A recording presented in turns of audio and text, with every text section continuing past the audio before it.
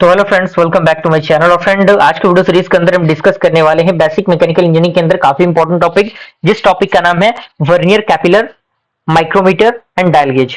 तीनों जो टॉपिक है वो आज के वीडियो सीरीज के अंदर ही कवर अप हो जाएंगे। और चूंकि चीजों को जल्दी जल्दी लेके चलने का मेरा मेन उद्देश्य ये है कि आपको चीजें कम से कम समय में प्रोवाइड करा दी जाए, ताकि एग्जामिनेशन से पहले पहले आपके पास चीजें अवेलेबल रहेंगी तो आप उनको अच्छी तरीके से इंप्लीमेंट कर सकते हैं। ओके, तो बस अपने सपोर्ट और प्यार को बनाए रखिएगा, ताकि जो भी इंफॉर्मेटिव वीडियो है उसका नोटिफिकेशन आपको मिलता रहे और बेहतर से बेहतरीन कंटेंट प्रोवाइड करने में मुझे भी मोटिवेशन मिले। ओके, है कि नहीं? तो आइए स्टार्ट करते हैं। सबसे पहला पॉइंट आपके सामने इंटरफेस पे दिया गया है, आप उनको अच्छी तरीके से देखिए, जो कि आपका है कैपिलर क्या होता है, वर्नियर कैपिलर क्या होता है। तो इसमें सबसे पहला पॉइंट आपको वर्नियर कैपिलर का लिखना है, जो कि है क्या vernier caliper is a precision measuring instrument, यानी ये प्रिसिजन मेजरिंग इंस्ट्रूमेंट होता है। और इसका डायग्राम अभी दिखेगा आपको, मैं आपको अभी दिखाऊंगा।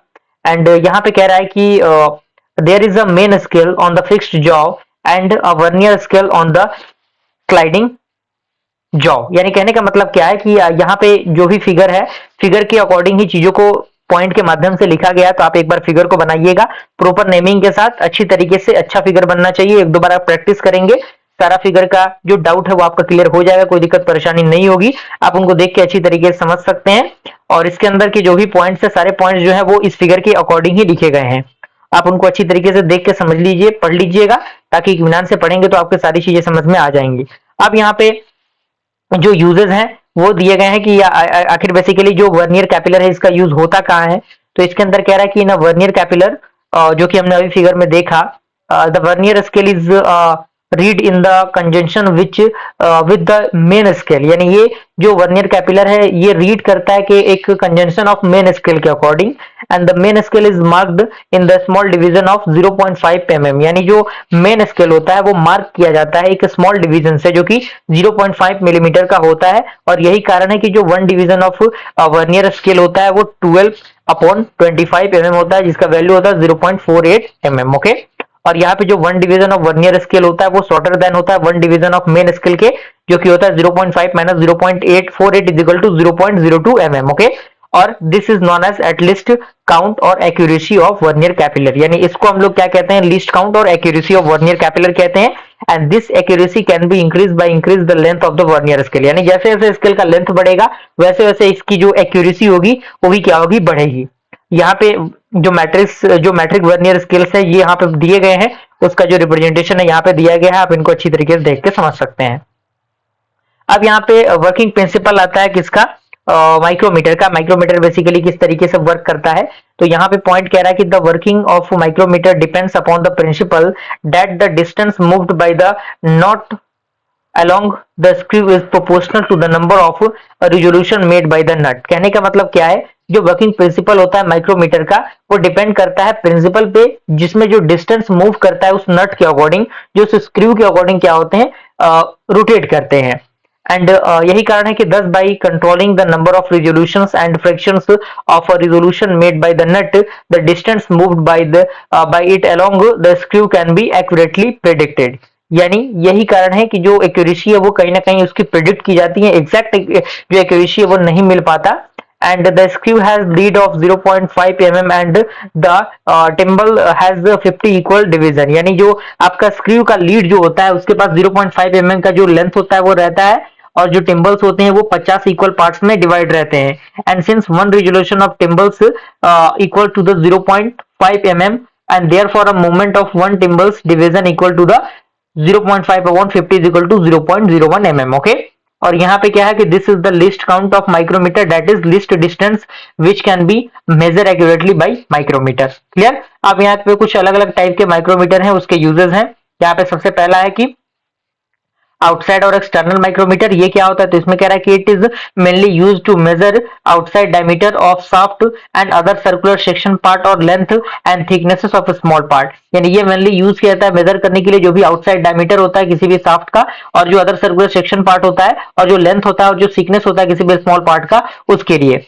सेकंड आपका आता है इनसाइड माइक्रोमीटर। तो इसमें कह रहा है कि it is use for measuring the large internal diameter और holes of diameter over 50 mm। यानी इसका हम यूज करते हैं मेजर करने के लिए जो भी लार्ज इंटरनल डायमीटर होता है और जो होल होता है किसी भी डायमीटर का, जो लगभग 50 mm यानी 50 mm के अराउंड रहता है जिसका डायमीटर, उसके लिए यूज किया जाता है। And it's working principle is same as that of the outside micrometer, यानी इसका जो वर्किंग प्रिंसिपल है बिल्कुल आउटसाइड माइक्रोमीटर के जैसा ही है।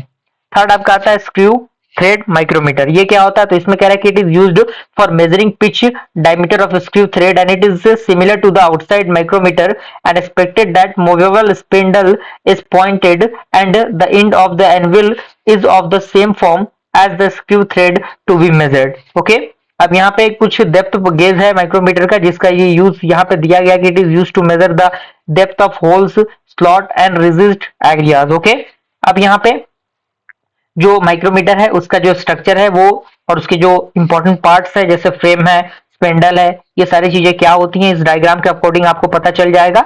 तो डायग्राम को आपको अच्छी तरीके से बनाना है, proper net and clean diagram बनना चाहिए क्योंकि डायग्राम को बनना ही बेहद जरूरी होता है। अब ये सारी चीजें क्या है, एनविल क्या है, स्लीव क्या है, थिम्बल क्या है, सारे पॉइंट्स यहाँ पे दिए गए हैं। ओके, अब वर्किंग प्रिंसिपल किस तरीके से काम करता है माइक्रोमीटर का वो भी यहाँ पे दिया गया है, बताया गया है। आप उनको अच्छी तरीके से देख कर समझ सकते हैं।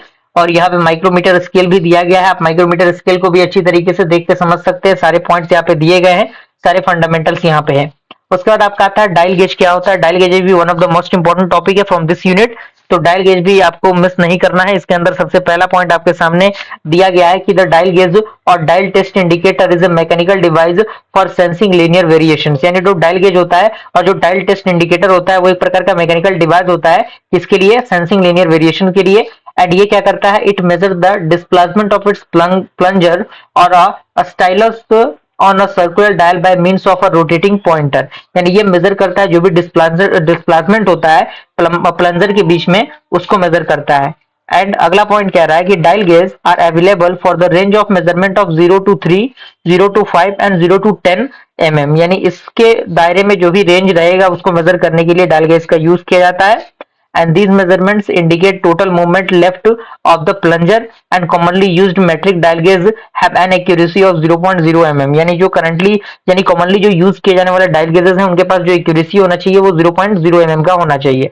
अब यहाँ पे कह रहा है कि dial gauge found its application, यानी कहाँ कहाँ डायल गेज यूज किया जाता है।